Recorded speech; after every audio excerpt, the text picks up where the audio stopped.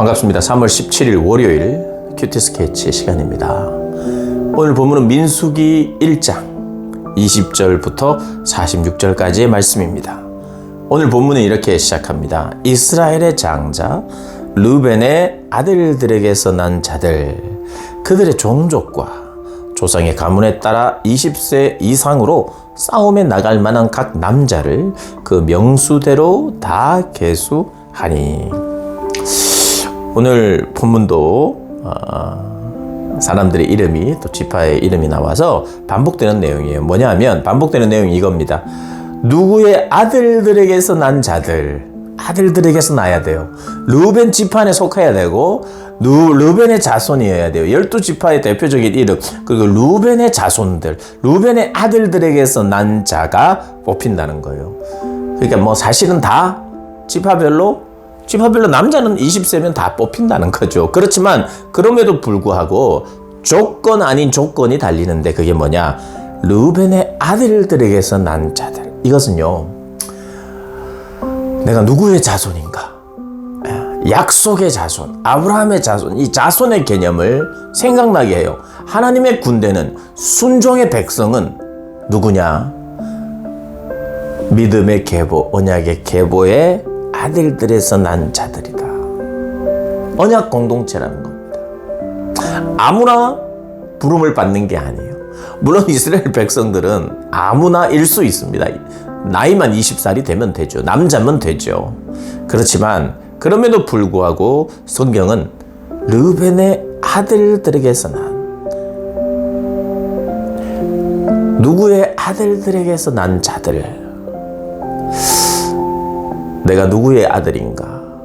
아브라함의 아들이죠. 아브라함의 자손이죠. 믿음의 자손이, 믿음으로 난 자들을 하나님이 불러주셨다는 것.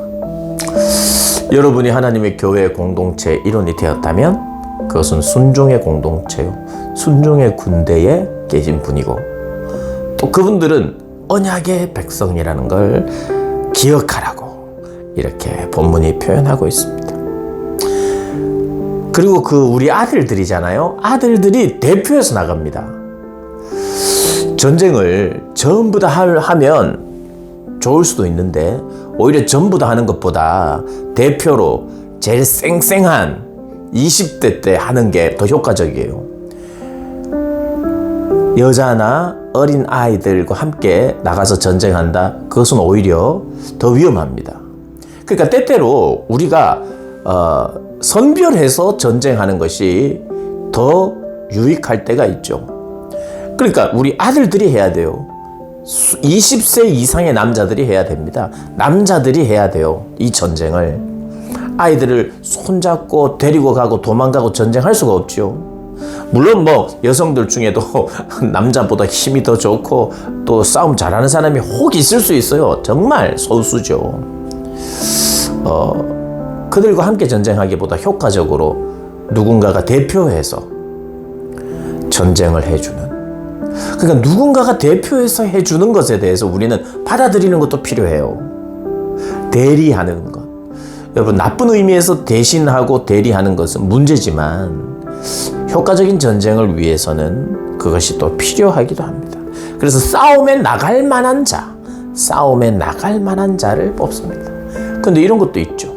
싸움에 나갈 만한 20세 쌩쌩한 남자 아들이 전쟁에 차출이 된다. 그러면 짠하지요. 짠해.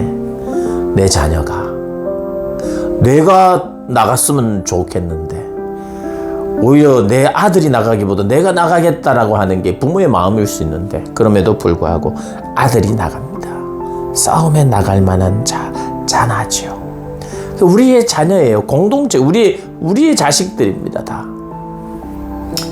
그런 어떤 누군가가 대신해서 우리 가족을, 우리 공동체를 지켜주는 대리자, 대표자들을 우리가 기억하고 짠해하고 고마워하고, 그래서 우리 청년들을 또 힘든 일을 맡아서 하는 자들을 짠한 마음으로 감사해야 되겠죠. 그리고 숫자를 센다는 것이 나옵니다. 계수한다는 거. 여러분, 교회에서도 계수하거든요. 계수. 어떻게 보면 숫자로 모임을 평가하나 그렇게 생각할 수 있는데, 예, 맞습니다.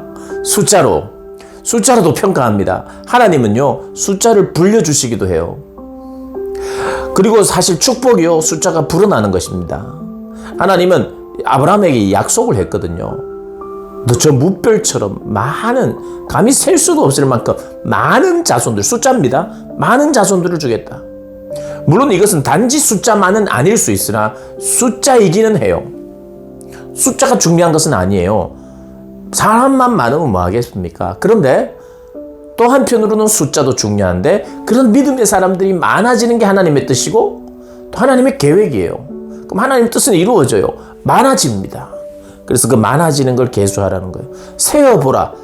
여러분, 일단 세어보는 거예요. 근데 아예 셀 수 없는 거예요. 그런데 세어보는 것, 이것은요, 나중에는 하나님께서 이 지금 출발할 때 세는 것과 그리고 입성하기 전에 세는 것이 불어나요. 사람들이. 물론 뭐 쉽게 그 사람들이 있었고 애를 낳고 하다 보면 더 숫자가 느는 거 아니야? 이렇게 생각할 수 있는데 아닙니다. 그 광야에서 자기 생존도 힘든데 하나님이 먹이시고 입히셔서 수를 다 불려주시는 것이, 이게 하나님의 은혜고 하나님의 약속이에요. 이게 하나님의 복입니다. 우리를 생존케 하시고 자녀들이 번성케 하시는, 그래서 세워보라는 거예요. 확인해보라는 거예요. 그래서 여러분, 계수하는 것을 안 좋게만 보시면 안 됩니다. 예. 우리 부서도 계수합니다. 그리고 누구든 누구의 마음처럼 모든 이들의 마음이 그럴 거예요. 더 많은 사람이 나오기를, 그래서 못 나왔던 친구들이 함께 나오기를 바라는 마음이죠. 그리고 더 많은 하나님의 백성들이 생겨나기를 갈망하는 것이 하나님의 마음이에요. 하나님의 마음. 단지 숫자만 느는 것을 바라서는 안 되지만 숫자가 늘어나는 것이 확장입니다. 확장. 우리가 지금 속해 있는 공동체의 숫자가 늘어나는 것이 하나님 뜻이에요. 물론 숫자에만 연연해가지고 이래저래 방법만 동원하면 그것은 문제지만, 그러나 생명이 들어가면 자란단 말이죠. 생명의 특징은 자라는 거예요. 자람이 있어요. 그래서 그 자람을 체크해 보라는 거예요. 계수하는 것. 그런 면에서 오늘 민수기는요, 계수예요. 숫자예요. 넘버예요. 그래서 혹시라도 넘버에 예민하신다든지, 왜 이 숫자를 자꾸 세는가, 왜 숫자를 확인하는가, 혹시 의문을 가진 분이 있다면 그것이 하나님이 세했다는 거고, 세라고 했고, 여러분, 물론 다윗이 인구조사한 것 때문에 하나님이 벌하신 것도 있죠. 그것은 불순종의 차원이었어요.